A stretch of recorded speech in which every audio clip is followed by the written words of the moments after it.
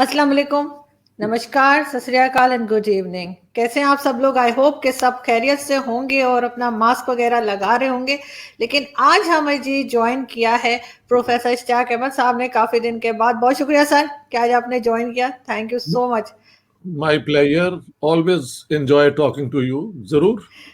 Thank you so much sir. आज हम ज़रा बात करना चाहेंगे और आपसे समझने की कोशिश करेंगे कि बलूचिस्तान की क्या अहमियत है पाकिस्तान में, और क्यों हर वक्त एक हंगामा मचा रहता है मिसिंग पर्सन्स का, जिस पे कोई काम नहीं होता।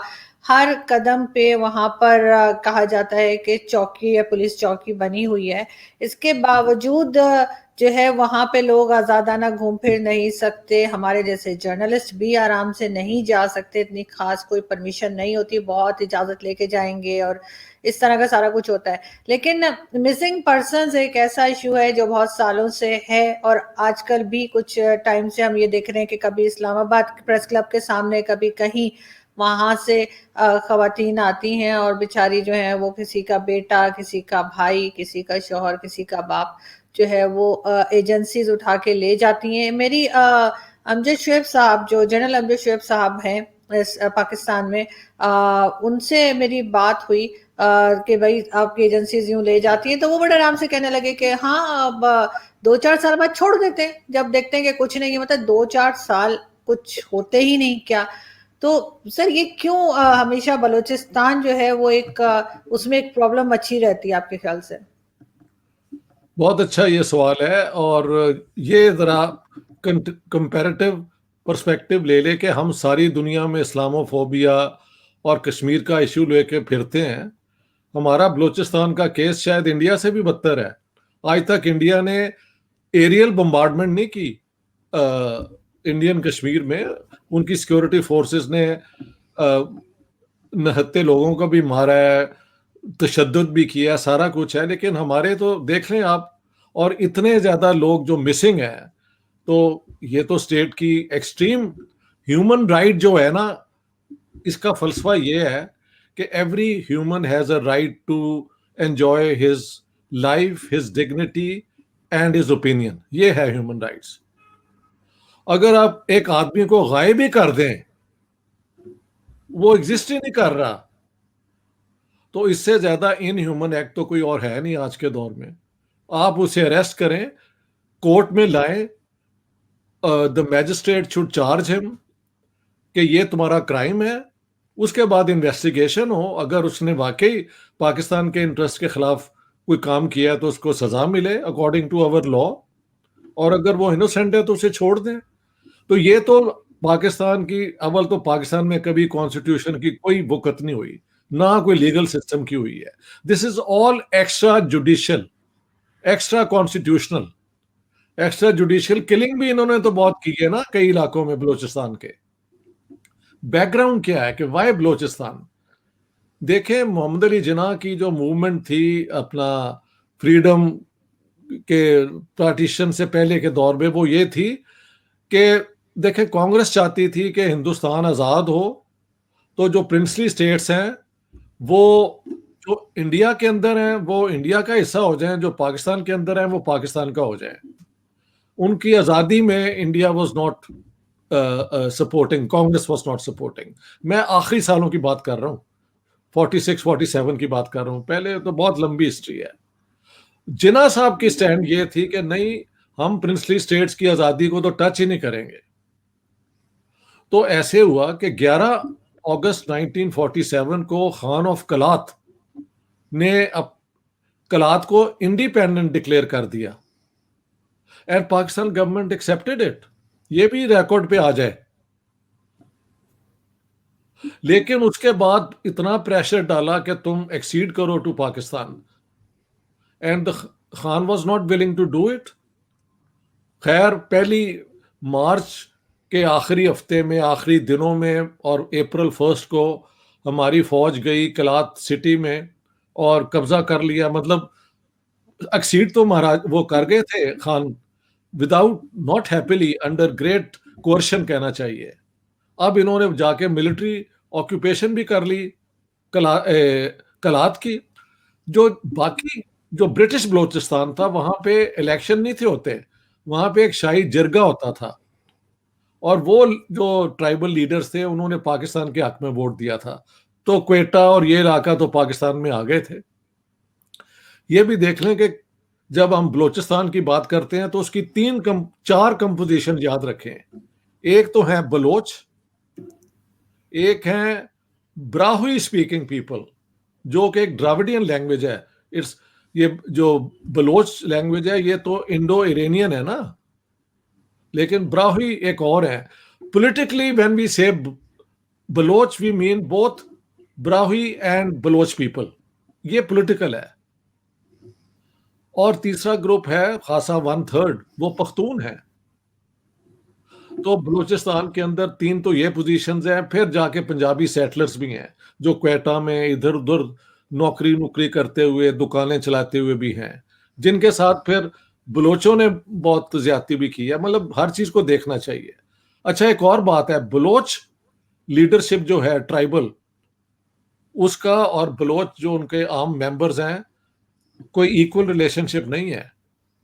बल्कि मेरे एक दोस्त गए थे लाहौर से एक शादी अटेंड करने, वो लेफ्टिस्ट ही हैं। वो कहते हैं यार मैंने तो अजीब दुनिया देखी कि जब हम वहां थे तो व्हेन द ट्राइबल लीडर केम सारों की आंखें नीचे थी। You can't look into the eyes of the tribal, वो जो ट्राइबल सरदार होता है। इसके बरक्स पख्तून जो होते हैं उनके जो लीडर होते हैं उनके साथ मैन टू मैन भी रिलेशनशिप होता है। तो ये है बलूचिस्तान की जनरल कल्चरल बैकग्राउंड, समझ गए आप। सो पहले दिन से पाकिस्तान ने अपनी फौज भेज के तलात को पैसिफाई किया, उसको इंक्लूड कर लिया। और आप देखें एक है बलोच रेजिमेंट जो बड़ी पुरानी अंग्रेजों ने बनाई हुई है, उसमें कभी भी कोई बलोच नहीं था। अगर वहां पे कोई बलोच थे तो वो जो पंजाब में सेटल्ड है, पता है आपको, मंटगुमरी तक बलोच आते हैं, बल्कि लाहौर के कुछ इलाकों तक कुछ गांव हैं जो बलोच गांव हैं। तो बलोच एक्सपेंड भी करते रहे। तो इस तरह from day one the Baloch became an external force who were not willing to join Pakistan. तो पाकिस्तान का देखें, अयूब खान के दौर में उनके साथ झगड़ा हुआ, पट फीडर पे गोलियां चली, सारा कुछ हुआ, लेकिन स्टेट की ताकत और बलोच रेजिस्टेंस की ताकत में तो बड़ा जमीन का आसमान का फर्क है। फिर 72-73 में दोबारा हुआ भुट्टो साहब के दौर में।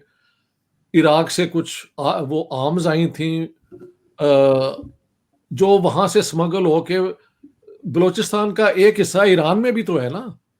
ईरानी बलोच जो है वो सुन्नी है, बलोच ज्यादातर सुन्नी है, समझ गए आप। तो ये उनको सपोर्ट करने के लिए इराक ने सदाम हुसैन ने भेजा था to give trouble to the Shah of Iran, उसका तो उनकी हुकूमत होती थी, जिसमें फिर भुट्टो साहब ने ईरान की मदद लेके बम्बार्डमेंट की हेलीकॉप्टर्स के जरिए। और भुट्टो साहब का झगड़ा हुआ, इलेक्टेड गवर्नमेंट वहां पे जो थी नेशनल अवामी पार्टी और जेयूआई की थी, उनको इन्होंने डिसमिस कर दिया। उन पे केस चला, हैदराबाद केस, जेलें की इन्होंने सरदारों की। जियाउल हक के बाकी जुल्म सारे मशहूर हैं, but when he came to power उन्होंने ये सारे सरदार छोड़ दिए। और जीएम सैयद जो कि हमेशा सिंधी नेशनलिस्ट थे, उनसे भी अच्छे ताल्लुकात कर लिए।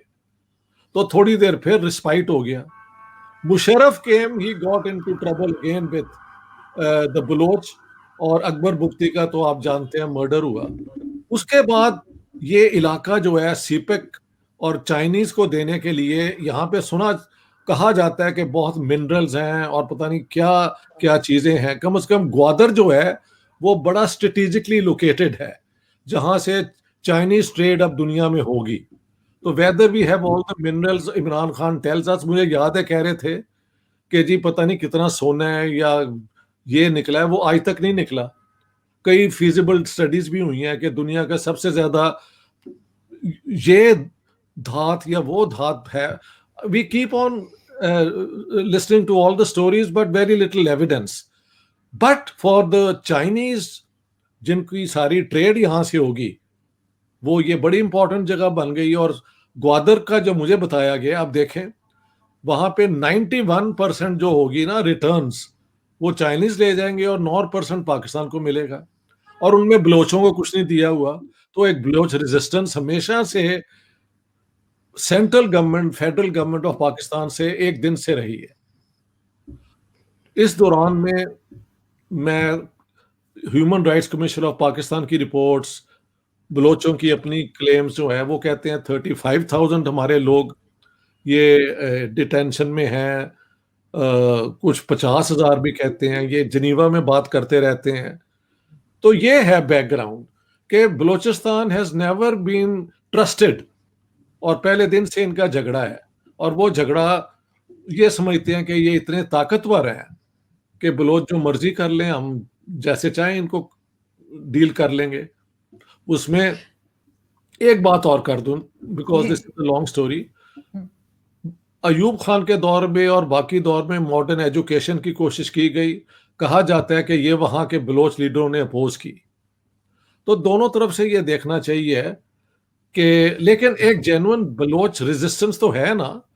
देखिए सुई गैस, हाँ ये मैं भूल रहा था, जिससे सारा कराची, सारा लाहौर, हमारी इंडस्ट्री जो है वो मैनेज हुई कई साल तक। बलोचों को उसमें से कुछ नहीं मिला, तो हमने तो उन्हें एक्सप्लॉइट किया ना एज ए कॉलोनी। इसलिए भी बलोचों को है कि हमारा शेयर तो उसमें है नहीं, सारी जो है ये रिसोर्स हमारी इस्तेमाल हुई है। तो ये है, आप दोनों चीजों का बैलेंस देख लें। अब आरजू आप बात करें, मैं हमेशा तैयारी करके आपसे बात करता हूँ। नहीं, thank you so much sir.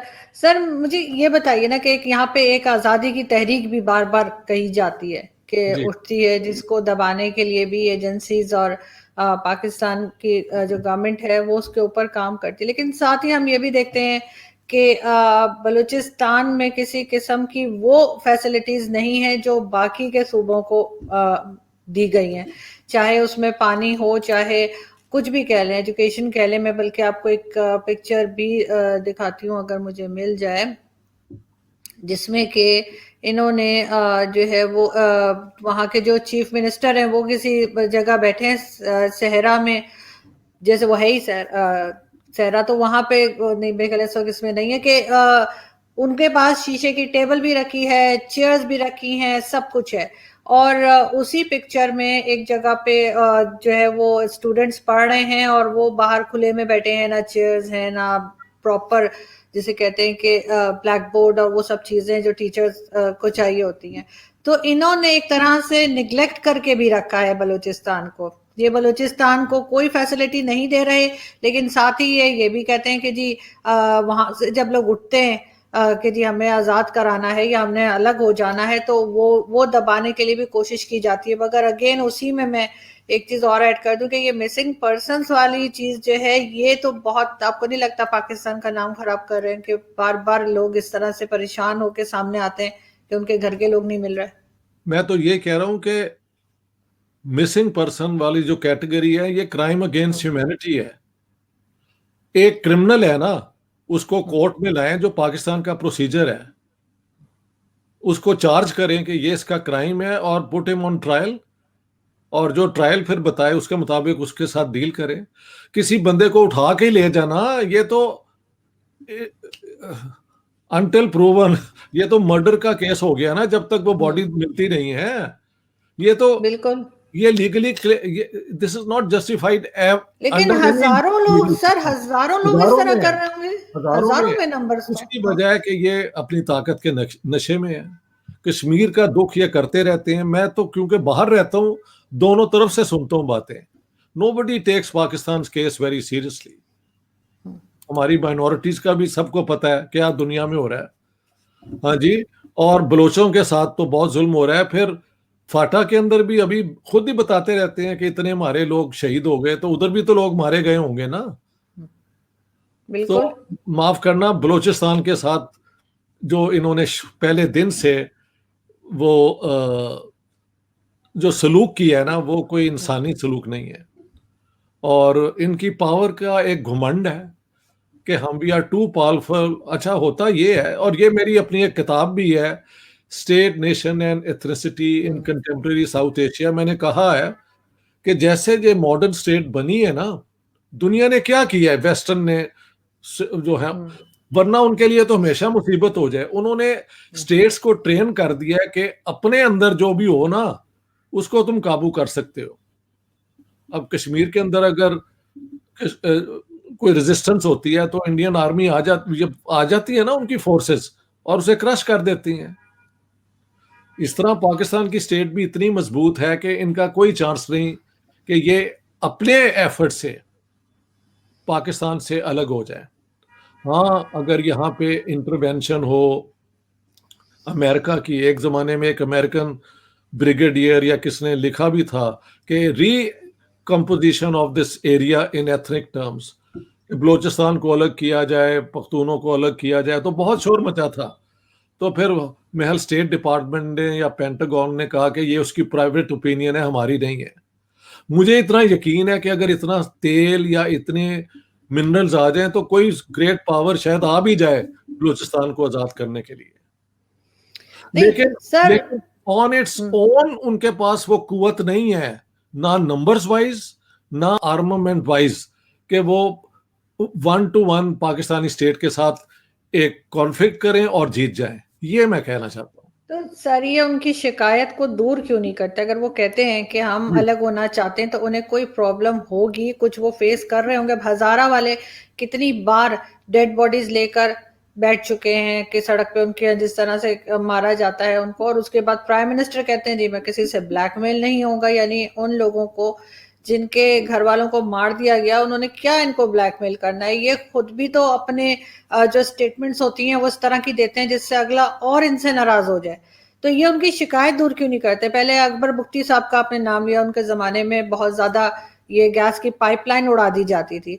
उस पे वो कहते थे कि जी हमें जो है हमारे अपने लोगों को ये नहीं मिलती और उसके बजाय बाकी पूरी कंट्री को चली जाती है। साथ साथ कुछ पैसों वैसों का भी चक्कर था। लेकिन एक चीज और है, यहाँ पे जो सरदार या जो वडेरे बलूचिस्तान के हैं वो बहुत खुशहाल हैं, लेकिन आम आदमी जो है वहां का उसकी बहुत खराब हालत है। तो उसमें कहीं ना कहीं इन लोगों का अपना भी तो हाथ है, जो वहां पे बैठे हैं जो कुछ कर सकते हैं वो सिर्फ अपने लिए करते हैं।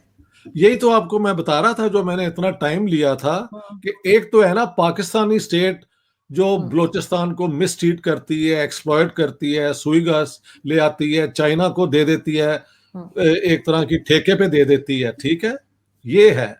लेकिन बलोच लीडर्स ने भी अपने लोगों को आगे बढ़ने का चांस तो नहीं ना दिया। मैं बता रहा हूँ, मेरा एक दोस्त हम्म। जो कि कम्युनिस्ट है, वो एक शादी पे गया, एक बलोच कम्युनिस्ट हमारे दोस्त हैं, उनके रिश्तेदारों में, वो उसने कहा यार वो तो कई सदियां पीछे हैं, व्हेन वी वर देयर, जब सरदार साहब आए तो सबकी आंखें नीचे हैं, you can't even look at the सरदार।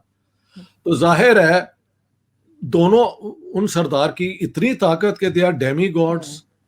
अब वो कैसे खत्म किया जाए, उसका तरीका तो यह है कि जो मिडिल क्लास बलोच हैं उनको आप चांस दें, और एजुकेशन आप लाएं, और जो एजुकेट ही हुए हैं बलोच, वो ही रेजिस्टेंस का हिस्सा भी तो है ना। एक तो रवायती सरदारों की फौजें हैं, एक इन लोगों की हैं, लेकिन ज्यादती पाकिस्तान गवर्नमेंट की बहुत ज्यादा है बलोचों के साथ। सरदारों का सिस्टम होने के बावजूद द स्टेट ऑफ पाकिस्तान ने बलोचिस्तान को कभी इन फ्रेंडली वे ट्रीट नहीं किया, ये कॉलोनी के तौर पे ट्रीट करते रहे हैं। सुई गैस है, अब इनको पता नहीं क्या क्या लालच है। मैंने इमरान खान को खुद सुना है, when he came to power और was about to come to power, के अगले हफ्ते मैं आपको बता रहा हूं कि कितने हमारे पास पता नहीं तेल है या पता नहीं। यानी you can't talk like this if you are going to be the prime minister और you are the prime minister and then you are mum because nothing is found. तो या तो ये सारी स्टोरीज गलत है, लेकिन इस वक्त पाकिस्तान बलूचिस्तान की इंपॉर्टेंस, सुई गैस से सारी इनकम पाकिस्तान की आती रही, अब ये चाइना को देने के बाद सीपेक सुपेक जो भी है वहां से भी आएगी, उसमें ये बलोचों पे को शेयर नहीं दे रहे, इसलिए वो रेजिस्ट भी कर रहे हैं। तो Balochistan has been ill treated by all Pakistani governments. Sir ये तो खैर इन्होंने, इनके लिए तो सिंध और पंजाब के अलावा कोई और प्रोविंस को ये समझते ही कुछ नहीं है, चाहे वो केपीके हो या चाहे बलूचिस्तान हो। केपीके से भी जो है आपने देखा होगा मोहसिन दावड़ और इस तरह के और लीडर्स सिंध के निकलते साथ रहते हैं। सिंध के साथ भी कोई इतना, ये सारा पंजाब है, पाकिस्तान इज पंजाब। और उसमें जरा उर्दू स्पीकिंग जो आके यहाँ पे सेटल हो गए हैं, वो कहाँ जाए अब? वो तो पाकिस्तान के सपोर्टर ही है ना, पंजाब के साथ ही उनका बनता है रिश्ता। वो दूसरी बात है, कराची के अंदर एमक्यूएम ने सबको उड़ा दिया था, अब उनको उड़ा दिया आके पख्तूनों ने। और ये बनाया किसने था एमक्यूएम का ये मॉन्स्टर? ज़ाउल-हक ने। ज़ियाउल हक ने। तो ये अपने ही लोगों को डिवाइड करके और उनको लड़ाना, ये मैंने कहीं और ऐसी सियासत देखी नहीं है। होती होगी, और अगर मैं स्टडी करूं तो और जगह भी मिल जाएगी, लेकिन यहां पे तो this seems to be how the state reproduces itself, कि अपने लोगों को लड़ाओ। ये शिया सुन्नी मिलिटेंसी नहीं हुई, कितने लोग मारे गए हैं। अगर स्टेट चाहती एक दिन में ये खत्म हो सकता है। देखें, ये मैं तो इस पे बहुत रिसर्च करता हूं। ये जो होती है ना टेररिज्म, जो ये करते हैं ग्रुप्स, ये 3 दिन नहीं चल सकते, अब तो 6 घंटे नहीं चल सकते, जहां पे ये कैमरे आ गए हैं, अगर स्टेट इन्हें इजाजत ना दे। ये नॉन स्टेट एक्टर क्या बकवास है, ये इनके ही पाले हुए लोग हैं। ये तो तो मान चुके हैं सर, बहुत से लोग इनके, परवेज मुशर्रफ समेत बहुत से लोगों ने माना है कि हमने ट्रेनिंग दी है, हमने फखर ही से, इनको फखर तैयार से, किया। हाँ। फखर से मानना तो एक और बात है, फखर से कि ये तो मुजाहिद हैं, ये है, वो सारा कुछ है। और बलूचिस्तान के साथ इंसाफ होना चाहिए। और मेरे ख्याल से सरदारी सिस्टम को भी ख़त्म करने के लिए तरीका यही है कि वहाँ पे इकोनॉमिक डेवलपमेंट हो, एजुकेशन हो, और लोग वहाँ के आगे बढ़े। ठीक है, उसके लिए पाकिस्तान गवर्नमेंट जो है वो क्या करती है, जो कॉलोनियल दौर करता था, मुसलमानों को हिंदुओं से लड़ा दो, शियों को सुन्नियों से लड़ा दो, और ये किस्म की पॉलिटिक्स जो है वो बलूचिस्तान में ये करते रहते हैं। लेकिन सर अभी ये आपको लग रहा है कि कुछ ठीक करने की कोशिशों में है, क्योंकि एफएटीएफ हमारे सर पे खड़ा है, ये और मैं हम सुन ब्लैक तो नहीं होंगे लेकिन ग्रे में ही रहने के चांसेस ज्यादा लग रहे हैं। सुन सुन के अब कई कुछ साल तो हो गए ना ये सुनते हुए कि हम निकल रहे हैं हम लिस्ट पे हैं, ब्लैक से हम ग्रे पे आ गए हैं, ग्रे से वाइट जब होगा तो देखी जाएगी। मैं यहाँ स्टॉकहोम में भी एक मोमबत्ती जला लूंगा खुशी में। लेकिन आपको कुछ इनकी जो ये परफॉर्मेंस है इनकी अभी, उसमें आपको लग रहा है कुछ कि ये उसमें से निकल पाएंगे? देखें, बात सुने, वेस्ट भी तो बड़ा एक्सप्लॉयटेटिव है ना। अगर ये उनके लिए अफगानिस्तान में कोई काम करना शुरू कर दें जो वो चाहते हैं, वो लिस्ट से इन्हें हटा भी देंगे without them fulfilling all the requirements. ये वेस्ट ने मुसलमानों का भी सत्यानाश बहुत किया है, इनमें मिलिटेंसी को प्रमोट करके, सेक्टेरियनिज्म प्रमोट करके, इन्होंने, ये वेस्ट ने भी किया, और वो उन्होंने पाला हुआ है हमें, तो they know what to do and when. तो उस लिस्ट से निकलना अल्टीमेटली तो है ना कि वेस्ट आपको मानता है या नहीं। अगर आप बलोचों पे जुल्म करें, वेस्ट का ये कोई प्रॉब्लम नहीं है। हाँ, अब अफगानिस्तान में कुछ उनसे पंगा लेंगे तो आप उसी लिस्ट पे रहेंगे। ठीक है, बलूचिस्तान से reports do matter, but they are not decisive उस लिस्ट से हटने के लिए। That's what I am trying to say. I am not denying कि उसकी भी इंपॉर्टेंस है, मैं कहता हूँ वो डिसाइसिव नहीं हो सकती। डिसाइसिव ये है कि अगर हम अफगानिस्तान में और बाकी जगह पे पंगा ले रहे हैं उनके इंटरेस्ट के साथ, दैट्स हाउ आई लेकिन सी। मगर सर अब तो पैसे पकड़ते हैं और काम करते हैं हम, तो हमें तो उससे कोई फर्क पड़ता नहीं ना। हमेशा अभी अमेरिका को जो ये मिलिट्री बेसिस की बात कर रहे हैं, तो वो भी ये पैसे लेके देंगे ना, फ्री में तो कुछ नहीं हो रहा। तो तो फिर ये तो कोई नई बात नहीं कर रहे हैं मगर सर पाकिस्तान। पहले भुगत चुके हैं ना, नई बात नहीं है, इसीलिए मैं कह रही हूँ कि पहले ही मगर भुगत चुके हैं तो दोबारा वही गलती कर रहे हैं। वो क्या कहते हैं, बैड हैबिट्स डाई हार्ड।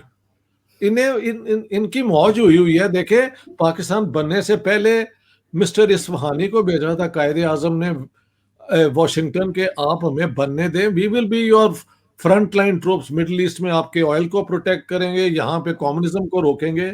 और उसके बाद इन्होंने मिलिट्री एड ली और सारा कुछ किया। अफगान जिहाद में फिर पैसे आने शुरू हो गए। फिर 9/11 हुआ तो फिर मुशर्रफ साहब को फिर उन्होंने रिहेबिलिटेट कर दिया। तो हमारी तो ये एक कैलकुलेशन है कि किसी तरीके से वेस्ट को कोई पंगा करो और वो फिर मजबूर होके हमको फीड करें। और ये लिस्ट पे अगर हम रहते भी हैं लेकिन माल आता रहता है तो इट्स ऑल राइट। सर वो तो ठीक है, अगर वो हमें फीड करते रहते हैं, पैसे देते रहते हैं, लेकिन प्रॉब्लम वहां आ जाती है जब वो पैसा मुल्क में नहीं लगता और उसके बजाय कोई 20-25 लोग होते हैं जिनके अकाउंट्स में चला जाता है। उससे यही है, कंट्री को तो कोई फायदा नहीं होता वो पैसे बिल्कुल नहीं आने से। होता, नुकसान ही नुकसान है। हाँ। पाकिस्तान के लोग मजलूम हैं, उनके हकूक ये इस पावर एलीट ने बहुत देर से गस्ब किए हुए हैं, और ये एक हकीकत है। हम्म। और उसमें जाहिर है हमारी डीप स्टेट, हमारी, मेरी किताब का नाम पाकिस्तान द गैरिजन स्टेट है, आरजू एक दिन पढ़ लेना। वो ये सारा एक्सप्लेन करती है इनके लिंकेजेस क्या हैं, कैसे ये इन चीजों के अंदर ही रहते हैं हर वक्त। मेरा ख्याल ये था कि अब 9/11 भी हो गया, सारा कुछ हो गया, और अफगानिस्तान अमेरिका छोड़ना चाहता है, चलो ये सब ठीक हो जाएगा, तो इनको अमेरिका से फंडिंग खत्म हो जाएगी, इनको सऊदीया से खत्म हो जाएगी। चीन भी अगर यहाँ पे ट्रेड करना चाहता है तो वो इनकी एक्सट्रीमिज्म को सपोर्ट नहीं करेगा। वो बातें तकरीबन सारी पूरी हुई हुई हैं, लेकिन ये फिर भी बाज नहीं आते। तो ये इसलिए कि इनके अपने इंटरेस्ट हैं। वो होता है कि you conflate your elite interest with the elites of the nation. जो ये पैसा लेते हैं और अपने पे खर्च करते हैं, वो समझते हैं हम पाकिस्तान के गार्डियन तो हम हैं, तो हमारे ही हक है ना, हम ना होंगे तो पाकिस्तान नहीं होगा, ये ऐसे सोचते हैं। भाई अगर हम ताकतवर ना होंगे, गोल्फ नहीं खेलेंगे, घर अच्छे नहीं होंगे, तो पाकिस्तान तो रहेगा ही नहीं। तो अगर रहेगा तो फिर हमारी तो क्लेम सबसे ज्यादा है ना पहले। ये इस किस्म की सोच होगी कहीं ना कहीं।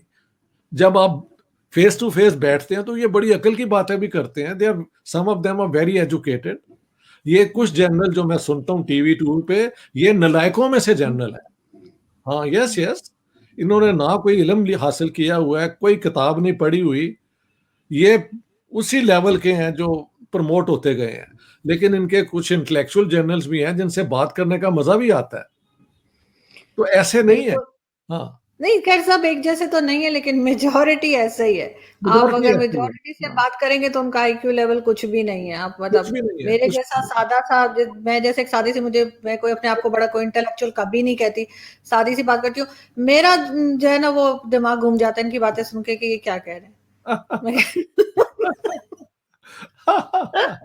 It is such A pity.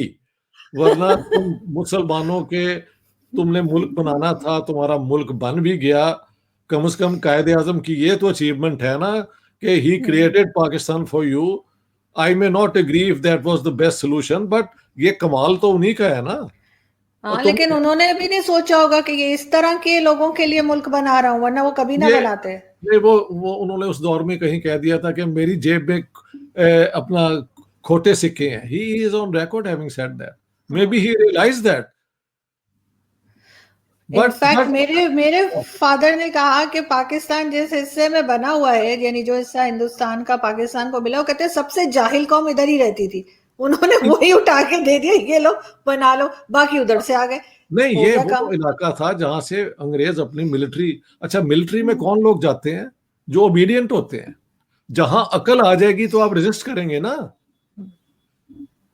UP और इधर में एजुकेशन ज्यादा थी, किताबें ज्यादा पढ़ी हुई थी, तो आप क्वेश्चन करते हैं।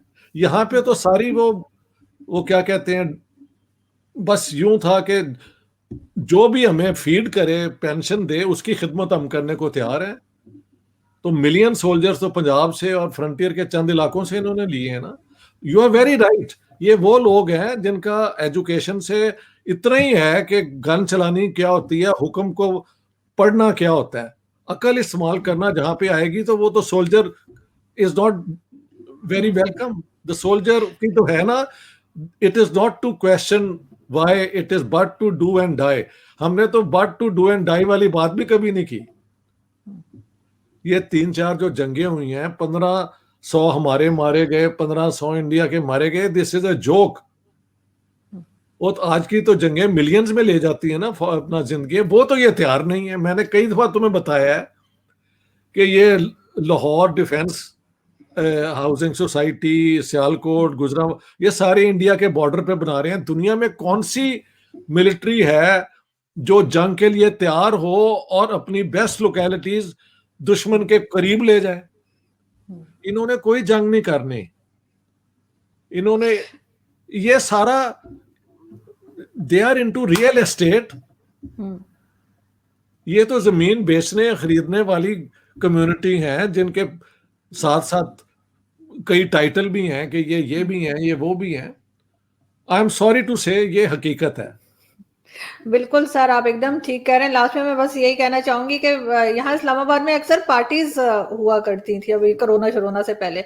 तो एक पार्टी में मैं भी गई, तो वहां पर ये हमारे आए हुए थे पुराने जर्नल्स वगैरह कुछ। तो मैंने उनसे, जैसे मेरी आदत है उल्टे सीधे सवाल करने की, मैंने उनसे सवाल कर लिए। तो वो कहने लगे अपने दूसरे जो उनके साथी थे उनसे कि वो चल रहा था वहां पे, ड्रिंक व्रिंक चल रही थी, वो कहने लगे ड्रिंक हम कर रहे हैं, चढ़ इसको गई है। कहते ही किस किस्म के सवाल कर रही। उसका उसका रिजल्ट ये हुआ कि सबसे पहले वो जिन्होंने जो कोई पार्टीज किया करते थे वो गेस्ट लिस्ट में से सबसे पहले मेरा नाम निकाल दिया। पार्टी होती है लेकिन मुझे इनवाइट नहीं करते। I can well imagine. देखें, मैं जब पाकिस्तान में था ना, 7 साल मैंने जाके पढ़ाया है, तो कई दफा कोशिश हुई कि ये जो डिफेंस यूनिवर्सिटी है वहां पे मुझे लेक्चर के लिए बुला लिया जाए। कई लोगों ने कहा जी आप क्या बात कर रहे हैं डॉक्टर साहब, विल सी टू इट के आप आए। नहीं मुझे बुलाया, आने दिया नहीं, नेवर नेवर नेवर। वो क्यों नहीं आने दिया? गैरिजन स्टेट किताब तो मेरी छप गई, मेरे पे कोई केस भी नहीं चला क्योंकि सब बातें सच्ची हैं। लेकिन उनका होता है कि अंग्रेजी में जो पढ़ते हैं वो पढ़ के वहीं रह जाते हैं, यूनिवर्सिटीज में इंटेलेक्चुअल बकवास करते हैं। Who cares? हमारा कारोबार चल रहा है बस, ठीक है।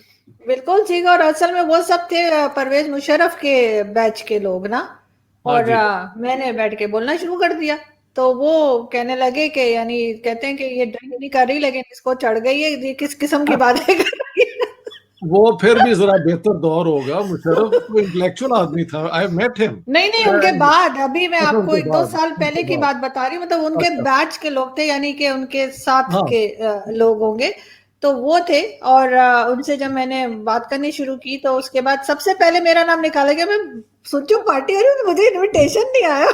तुम्हें नहीं आएगा, तुम बेफिक्र रहो। तो ये होता है यहाँ पे, आपको सवाल करने की इजाजत नहीं है पाकिस्तान में, आपको सवाल करने की इजाजत नहीं है। सर ऐसे कैसे हो गया? ना आप किसी मौलवी से पूछ सकते हैं, ना आप किसी फौजी से पूछ सकते हैं कि ये आपने किया क्या है। I agree. ये चीज आप सिर्फ पॉलिटिशियन बेचारे की जो है वो आप गर्दन पकड़ सकते हैं, और किसी की नहीं। ये बात दुरुस्त है, ठीक। Thank you so much sir कि आपने ज्वाइन किया, बहुत अच्छा लगा आपसे बात करके। Take care, all the best. Thank you.